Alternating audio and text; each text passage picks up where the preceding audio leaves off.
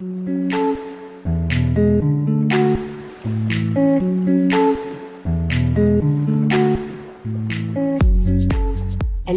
ici Mathilde, dépuceuse de talent chez La Magie Eden, et ma mission aujourd'hui est de vous guider vers l'autonomie, la liberté et la conscience pour que vous puissiez enfin devenir les vrais acteurs et actrices de votre vie. Après des années de travail salarié en tant qu'infirmière, je suis devenue entrepreneur dans le bien-être et la spiritualité et j'aide désormais les personnes à booster leur confiance en elles en leur faisant prendre conscience de leur potentiel illimité. Si vous êtes à la recherche de conseils, d'astuces, de retours d'expérience, de motivation, de partage et d'une bonne dose d'humour et d'amour, vous êtes au bon endroit, que ce soit par pur hasard ou non. Dans ce podcast, seul ou avec mes invités, je vous partage tout ce dont vous avez besoin pour reprendre le lead de votre vie, avoir confiance en vous et redonner du sens à cette vie. Vous avez choisi de sortir de l'hypnose du quotidien et je vais vous y aider. Bonjour et bienvenue dans ce nouvel épisode et aujourd'hui on va parler de se libérer de ces chaînes parce que nous sommes nombreuses et nombreux à vouloir nous sentir libres mais nous pensons souvent à tort que cela est dû aux circonstances extérieures. Je serai libre quand j'aurai quitté cet emploi qui ne me convient pas, ce conjoint ou cette conjointe qui ne me plaît plus. Je serai libre quand les enfants auront enfin déployé leurs ailes, etc., etc. Alors qu'en réalité, en fait, cette liberté, elle vient de l'intérieur. Alors aujourd'hui particulièrement, j'avais envie de te parler d'une forme de libération parce qu'il existe énormément de façons de se libérer. Et l'une d'entre elles, ou en tout cas l'un des points sur lesquels je t'invite fortement à travailler, eh bien, c'est la libération au travers du pardon, parce que pardonner, c'est essentiel pour pouvoir se détacher des circonstances du passé, des personnes, des situations et aussi des blessures qu'on a pu recevoir quand on était plus jeune, ou même moins jeune d'ailleurs, mais en tout cas dans notre passé. Donc c'est vraiment important de se libérer déjà dans un premier temps de ces chaînes-là, pour que progressivement en fait tu te sens de plus en plus léger, légère, et que tu puisses te sentir encore plus créateur et en possession de ta vie.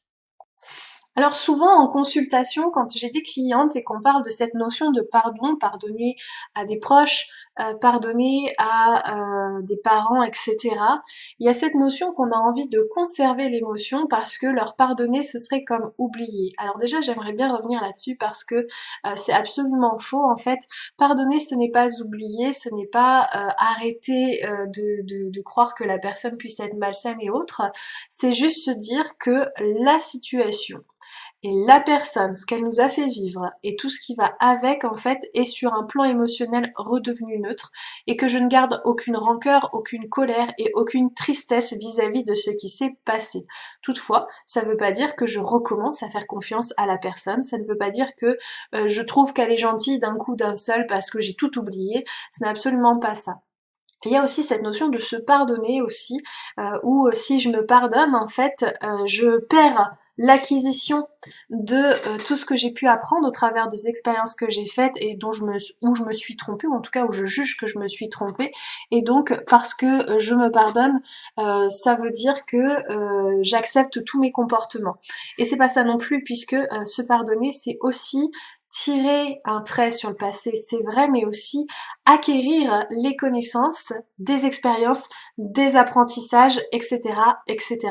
Donc c'est vraiment important de mettre ce qu'il y a en phase par rapport à cette notion de pardon et il me semble essentiel aujourd'hui que les gens puissent pardonner aux autres et se pardonner pour pouvoir se sentir beaucoup plus serein. Parce que quand tu pardonnes pas, par exemple, à ton parent parce qu'il t'a peut-être pas aimé de la bonne manière, eh bien à chaque fois que tu vas être face à ce parent-là, il va y avoir une forme passive-agressive vis-à-vis de l'autre parce que il y a cette rancune qui reste intérieurement, qui sur le plan inconscient est projetée vers l'autre et ça crée des tensions qui sont inutiles. Qu'est-ce qui se passe si je pardonne? Eh bien ça veut dire que ok, j'accepte qu'elle puisse m'aimer d'une façon que je considère comme pas forcément optimale selon mes critères, mais toutefois, ça va pacifier la relation parce que j'accepte l'autre tel qu'il est et je m'accepte aussi tel que je suis. Et c'est important d'accueillir qui je suis et l'autre tel qu'il est, avec ses qualités, avec ses défauts, et c'est le début de l'amour inconditionnel, quand l'amour inconditionnel, c'est aimer sans condition. Je vais te donner quand même une bonne raison de pardonner, je vais te parler de l'expérience d'une de mes clientes. Évidemment, je vais garder son anonymat, mais je souhaite te donner un prénom quand même pour que tu puisses suivre. Alors, admettons, on va l'appeler Sandra. Sandra, elle vient me voir et elle me dit qu'elle manque d'un cruel manque de confiance en elle. Alors, la notion de pardon, on peut se poser la question de pourquoi elle est ici. Et elle m'explique un petit peu son passé. C'est une femme qui a été en couple avec des enfants et qui a été battue, maltraitée par son mari.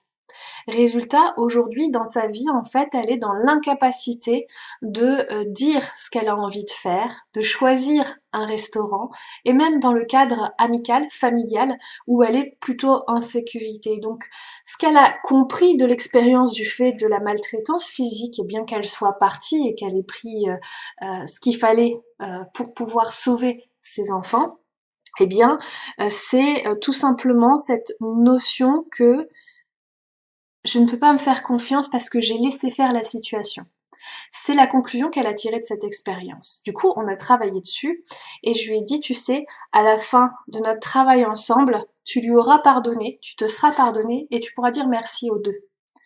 Et elle ne me croyait pas, mais c'est ce qu'elle a fait. Et qu'est-ce qui s'est passé à l'issue de ce pardon et de ce remerciement? Eh bien, c'est qu'elle a été capable d'être force de proposition pour aller faire du surf, pour aller au restaurant, pour aller dans d'autres endroits avec des amis, qu'elle a commencé à s'ouvrir à la possibilité d'avoir une relation sentimentale avec quelqu'un d'autre.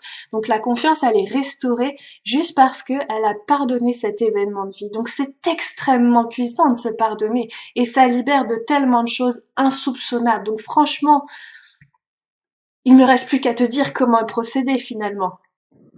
Alors le processus de pardon que je vais te donner ne dépend que de moi, il en existe probablement d'autres et je t'invite aussi à voir si cela résonne à l'intérieur de toi. Pour moi, la première étape du processus de pardon, c'est d'abord d'identifier la situation, là où les personnes qui sont engagées dans cette situation et qui t'ont fait souffrir dans le passé. Ensuite, il est question de poser ce qu'on leur reproche, d'identifier mais qu'est-ce qu'on leur reproche par rapport à cette situation. Ils n'ont pas été là, ils n'ont pas pu me protéger, ils n'ont pas fait ceci, ils n'ont pas fait cela. Vraiment d'identifier tout ce que l'enfant intérieur ou même l'adulte, hein, si c'était dans le cadre d'être adulte, mais en tout cas tout ce que la personne à cette époque-là a vécu et reproche à ces personnes. Enfin même pas enfin parce qu'on n'est même pas à la moitié, mais ensuite c'est de comprendre pourquoi ils ont agi comme ça. Alors la compréhension elle ne vient pas tout le temps, hein. C'est une des clés, comprendre pourquoi ils ont agi comme ça. Peut-être que tes parents ne t'ont pas montré l'amour que tu pensais pouvoir avoir de leur part parce que ils étaient peut-être pris par leur travail ou parce que ils avaient une façon de transmettre l'amour qui est différente de la tienne ou en tout cas des concepts que toi tu vois derrière cet amour-là. Mais c'est intéressant aussi de prendre de la hauteur et de voir aussi les raisons qui ne sont pas liées à toi sur leur comportement parce que très souvent on a l'impression que c'est contre nous alors qu'en réalité parfois on n'entre même pas dans l'équation et c'est juste un débordement de ce qu'ils ont vécu aussi.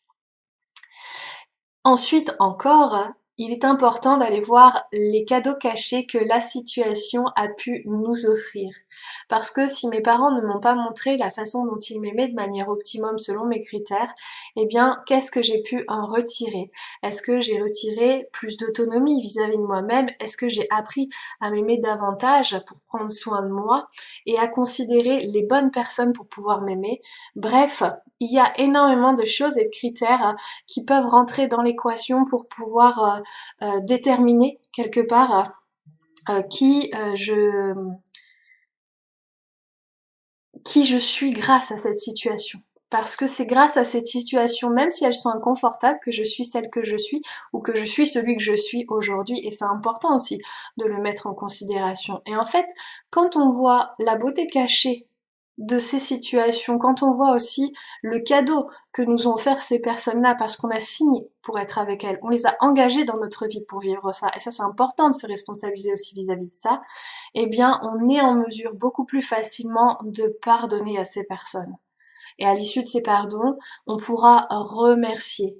Dans le processus de pardon, c'est important aussi de ne pas s'oublier dans l'équation parce que très souvent, en fait, on va reprocher aux parents de ne pas avoir cru en nous, mais en vrai, on se reproche aussi de ne pas avoir dit à nos parents, de ne pas avoir posé nos limites, de ne pas avoir su s'aimer nous-mêmes, etc. Enfin, peu importe la situation, mais ça va être vraiment important parce que la personne à qui on en veut le plus généralement dans ces situations du passé, eh bien c'est nous-mêmes.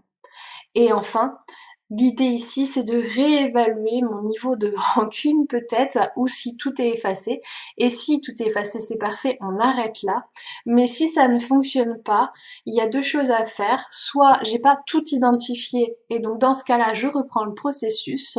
Soit je cherche à garder une attache avec cette personne, cette situation. Pourquoi? Par peut-être loyauté familiale, parce que peut-être qu'on a peur que si on se détache de cet événement, on se détache de cette personne et on fera plus partie de la famille ou je ne sais quoi. Donc c'est important aussi d'aller évaluer tout ça. Parce que une fois que c'est identifié, on peut s'en libérer une nouvelle fois et on est en mesure de pouvoir remettre les choses sur le bon plan, un plan de paix et d'amour. Cet épisode touche désormais à sa fin, toujours dans un format court pour que tu puisses accéder aux informations le plus facilement possible. Évidemment, s'il reste des zones d'ombre, je suis à ta disposition pour pouvoir y répondre. Tu peux me contacter par les différents réseaux sociaux sur lesquels je suis. Et puis, si tu as envie de partager ce podcast à une personne qui n'arrive pas à pardonner, qui garde énormément de rancune et de rancœur, je t'invite fortement à lui partager ce podcast parce que je pense que tu vas vraiment pouvoir l'aider dans sa démarche et pourquoi pas ouvrir la discussion avec elle pour pouvoir voir ce qui se cache derrière tout ça.